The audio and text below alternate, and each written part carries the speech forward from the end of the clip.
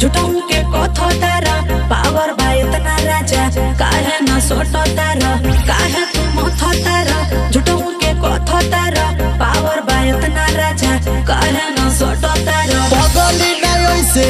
करम तो होस आवता नीली धके कुरावा में कहस पगली नहीं से तू करम तो होस आवता नीली धके कुरावा में कहस हई देवरिया देवरिया देवरिया के बॉस हई देवरिया देवरिया देवरिया के बॉस देवरिया देवरिया देवरिया के बॉस हई देवरिया देवरिया देवरिया के बॉस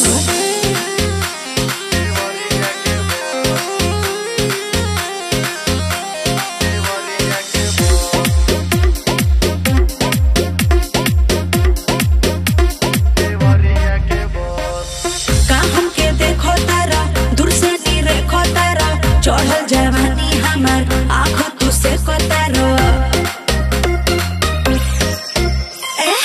ओमे के बानी ना हम जब सोचो तारा लगे ना सटक तोरा झूठों के रोकतारो लबवे से जाने लोग हई खून खार केहू जदी बोले तो देनियो के फाहार लबवे से जाने लोग हवे खून खार केहू जदी बोले तो देनियो के फार हई देवरिया देवरिया देवरिया के बॉस हई देवरिया देवरिया देवरिया के बॉस हई देवरिया देवरिया देवरिया के बॉस।